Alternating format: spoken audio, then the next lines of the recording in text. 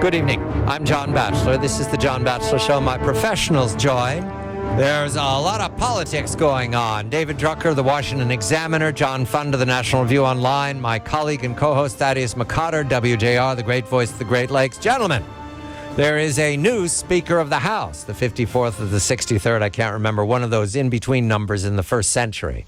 Paul Ryan of Wisconsin, a very popular figure on the 2012 campaign trail as Mitt Romney's vice presidential running mate. Reluctant to the speakership over these last weeks, we're led to believe, but now firmly in command on the television over the weekend. So good at being on television that I did not see any material for Comedy Central. David, is this an advantage for the Republican Party? I don't know if there's another word for it, but it makes me nervous things going well, David. Good evening to you. Good evening, John. And sure, it's an advantage. Look, this is something the Republicans have lacked on Capitol Hill for quite some time. What Paul Ryan brings to the table is an ability to set a far-reaching agenda and effectively communicate that agenda even to people who don't speak conservative. The key for Ryan as a leader is going to be when it's crunch time on legislation that is supposed to pass or has to pass, can he command 218 Republican votes so that they can exercise a conservative majority? I mean, Boehner's failing was that, and he was a much more open speaker, believer in regular order than he's given credit for. But when it was time for the rubber to meet the road, and for people within the conference to compromise with each other so that they could exercise a 218 vote majority, he couldn't get them to do it, or they wouldn't do it for him, however you look at it. And that's going to be the real test for Ryan at some point down the road. David, a detail here. Television.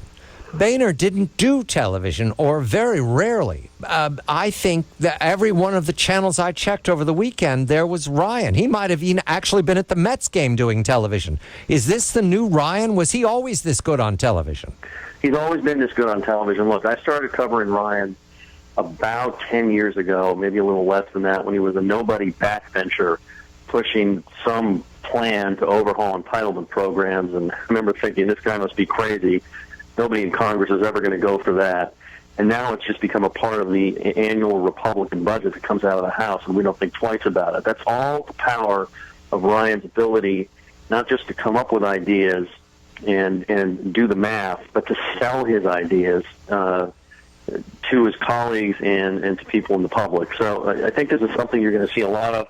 It's one of the things he said he would bring to the table because he won't necessarily travel 365 days a year to raise money and do the kind of things that Boehner did, a more effective communication strategy, which Republicans in the House really wanted, and it was one of the pieces of angst with Boehner, despite the fact that he still had a broad majority of support within the conference before he decided to resign. Mr. Fountain, a very good evening to you. Paul Ryan, a veteran of the National Review Online. His appearance on television, his presentation to the interviewers he's had over these last several days. Is this what the Republican Party needed, or is there something unanswered?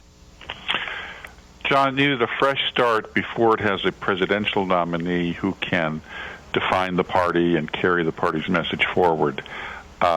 Committees don't solve many problems. The House was a particularly dysfunctional committee. I think that Paul Ryan, for the next 6 months, until the Republicans have a de facto nominee, will be increasingly the voice of sanity in the Republican Party. And I think if he avoids the minefields that David mentioned and can keep his caucus together, they probably will have a pretty good year in the House, simply because a lot of this is just waiting to see who wins the 2016 election, and if the Republicans are going to be in the majority dictating policy or once again be in the minority frustrating policy. In either case, Paul Ryan is probably a good choice. Did you see any pushback in the first few days, John, that worried Ryan? Using the Speaker's chair, he has a lot more authority, but did he get the respect from, let's talk about the dissenters. Well, he has promised that there will be more Democratic reforms in the House. that the Hastert rule, which says that nothing moves to the floor unless a majority of House Republicans votes for it, will be honored. And these are things that their absence had frustrated the Freedom Caucus for a long time. At least for now, they're giving Ryan a pass, believing that he will honor his commitments because he has a reputation of doing exactly that, honoring them. Thaddeus? Gentlemen, there will be a honeymoon. How long do we expect this to last until the first test of the leadership that John and David, you've both talked about, occurs? David? Well, I don't have the calendar in front of me, but tell me when the first piece of must-pass legislation has to clear the House, or else something calamitous could happen, and then we'll know how long he has a potential for a honeymoon. If there is no, if there is no must pass, because having cleared the debt until 2017, and Mr. Obama's temperament suggests that nothing major is coming up. Correct, David? That is correct. And so I guess another way to look at it is there are a number of things that House Republicans are still itching to do, whether it's dealing more effectively with the Planned Parenthood scandal. Possibly, I know that Paul Ryan himself is probably going to want to try and find consensus on an Obamacare replacement, if not tax reform and other things.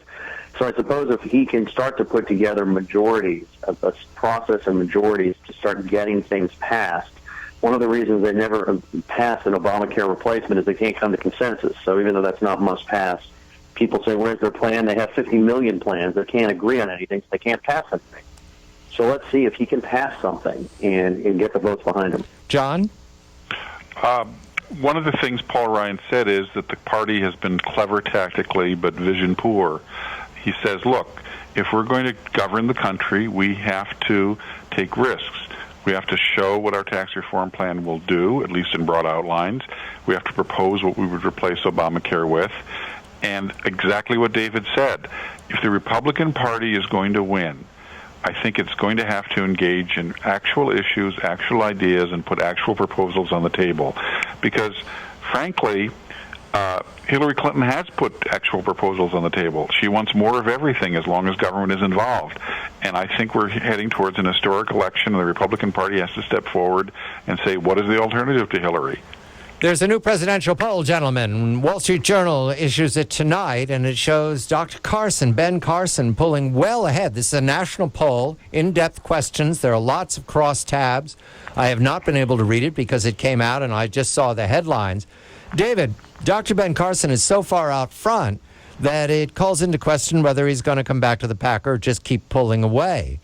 I note that bunched in the center are the Senators Rubio and Cruz and Governor Bush. Do you see any surprises here? You were at the debate in Boulder last week, David. Is this the way you expected it to come out? Well, I don't know if I'm surprised or not surprised. Look, the one thing I'm not surprised at is that there's movement, that the way things have been is not the way things now are. I spent a little time following Dr. Carson around the day after the debate, and he clearly has appeal, and that's that much I saw.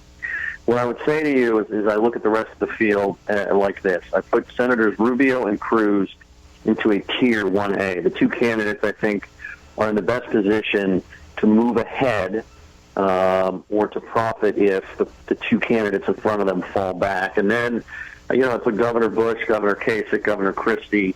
I'm leaving somebody out. They're all sort of bunched into tier 2 and tier 3, and I think that's kind of how the field looks right now. But if we learned anything from past presidential cycles, history doesn't repeat itself exactly the same way, but polling shifts as we get closer to first votes. We're less than 100 days away. I think we're going to see a lot more shifts. John, any surprises to you to see Carson pulling ahead of Mr. Trump and then the bunch of Rubio, Cruz, and Bush? Well, the polls also came out today, new ones in Iowa and New Hampshire, which still show Trump ahead. And I think that we're probably better suited to look at the first 4 states, Iowa, New Hampshire, South Carolina, and Nevada, because the national polls largely represent very tenuous attachments to the candidates and a lot of name ID. So let's look at the state polls, and there Trump still has some way to fall. On the other hand, we see in the state polls Cruz is making a big move in Iowa, and Rubio is also gaining.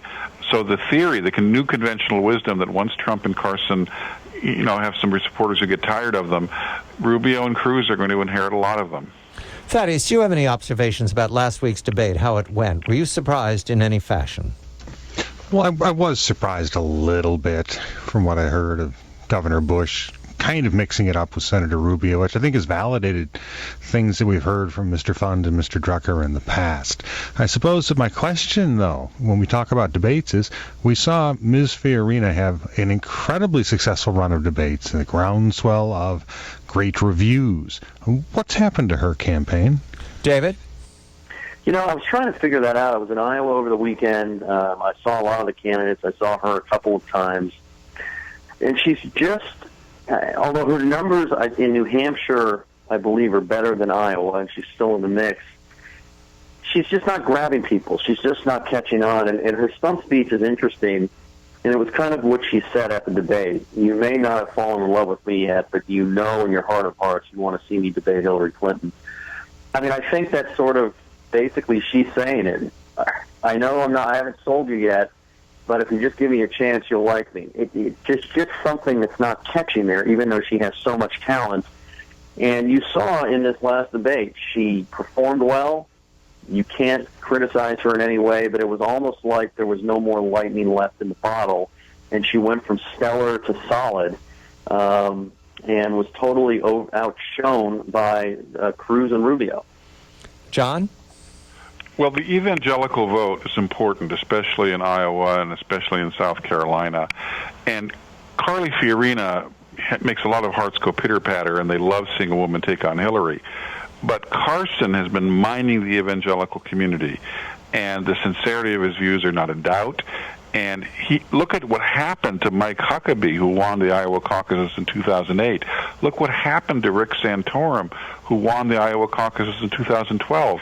They're in mid-single digits or less. So clearly Huckabee's secret sauce is, unlike Fiorina, he is capturing the lion's share of the evangelical vote right now. John Fund, David Drucker, Thaddeus McCotter. When we come back, Governor Bush of Florida, ? I'm John Batchelor.